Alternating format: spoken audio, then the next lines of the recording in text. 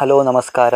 ನೀವು ನೋಡ್ತಿದ್ದೀರಾ ಕನ್ನಡದ sports channel light cricket YouTube channel. ನಮ್ಮ ಚಾನಲ್ಗೆ ಸಬ್ಸ್ಕ್ರೈಬ್ ಆಗಿಲ್ಲ ಅಂದರೆ ಸಬ್ಸ್ಕ್ರೈಬ್ ಆಗ್ತಾ ಬನ್ನಿ ಮತ್ತು ಲೈಕ್ ಕೂಡ ಮಾಡಿ. ಇದು ಆರ್ ಸಿ ಬಿಗೆ ಕಹಿ ಸುದ್ದಿ ಅಂತಲೇ ಹೇಳ್ಬೋದು. ಇನ್ನು ವಿಲ್ ಜಾಕ್ ಮತ್ತು ರೀಸ್ಟಪ್ಲಿ ಅವರು ಈಗ ಹೊರನಡೀತಿದ್ದಾರೆ ಅಂತಲೇ ಹೇಳ್ಬೋದು. ಇನ್ನು ಯಾವ ಕಾರಣಕ್ಕೆ ಮತ್ತು ಇವರು ಇಲ್ಲಿ ಸಿ ಎಸ್ ಕೆ ಮೇಲೆ ಮ್ಯಾಚ್ ಆಡ್ತಾರಾ ಇಲ್ವ ಅಂತ ನಿಮಗೆ ಸಂಪೂರ್ಣವಾಗಿ ತಿಳಿಸ್ತಾ ಬರ್ತೀನಿ. ಯಾರೆಲ್ಲ ವೀಡಿಯೋ ನೋಡ್ತಾ ಇದ್ದಾರೆ ಅವರೆಲ್ಲ ಕೊನೆವರೆಗೂ ನೋಡಿ ಮತ್ತು ಸಬ್ಸ್ಕ್ರೈಬ್ ಆಗ್ತಾ ಬನ್ನಿ ಮತ್ತು ಲೈಕ್ ಕೂಡ ಮಾಡಿ ಅಂತ ಹೇಳ್ಬೋದು. ಇನ್ನು ಅವರ ರೀಪ್ಲೇಸ್ಮೆಂಟಾಗಿ ಯಾರೆಲ್ಲ ಆಟಗಾರ ಬರ್ತಾನೆ ಅಂತ ಅವ್ರನ್ನ ಕಮೆಂಟ್ ಮೂಲಕ ತಿಳಿಸಿ.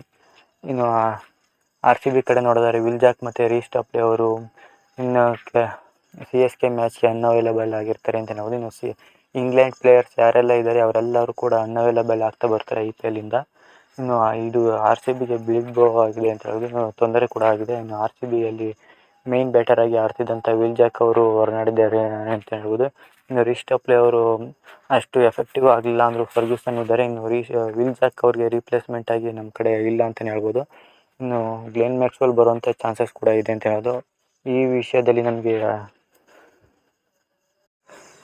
ಇನ್ನು ಮ್ಯಾಕ್ಸ್ವೆಲ್ ಕೂಡ ಪಾರ್ಟಿಗೆ ಬರದೇ ಇರೋದು ನಮ್ಮ ಆರ್ ಸಿ ಬಿಗೆ ತೊಂದರೆ ಆಗ್ತಿದೆ ಅಂತಲೇ ಹೇಳ್ಬೋದು. ಇನ್ನು ಆರ್ ಸಿ ಬಿ ಅವರು ಗ್ಲೆನ್ ಮ್ಯಾಕ್ಸ್ವೆಲ್ ಅವರ ತೊಂದರೆ ಇನ್ನೂ ಕೂಡ ನಿವಾರಣೆ ಕೂಡ ಆಗಿಲ್ಲ. ಇನ್ನು ಸಿ ಎಸ್ ಕೆ ಕಡೆ ನೋಡಿದರೆ ಸಿ ಎಸ್ ಕೆ ಕಡೆ ಏನೂ ತೊಂದರೆ ಆಗೋದಿಲ್ಲ ಅಂತಲೇ ಹೇಳ್ಬೋದು. ಇನ್ನು ಸಿ ಎಸ್ ಕೆ ಕಡೆ ನೋಡಿದರೆ ಮೊಯಿನ್ ಅಲ್ಲಿ ಒಬ್ಬರು ಹೋಗ್ತಾರೆ. ಇನ್ನು ಅವ್ರ ಕಡೆ ಬಿಟ್ಟರೆ ಯಾರು ಕೂಡ ಇಂಗ್ಲೆಂಡ್ ಪ್ಲೇಯರ್ಗಳಿಲ್ಲ ಅಂತಲೇ ಹೇಳ್ಬೋದು. ಇನ್ನು ಇಂಗ್ಲೆಂಡ್ ಪ್ಲೇಯರ್ಗಳನ್ನ ಹೊಂದಿರೋದು ಆರ್ ಸಿ ಬಿ, ಅದು ಮೇನ್ ಬ್ಯಾಟರ್ ಮೊಯಿಲಿನೇ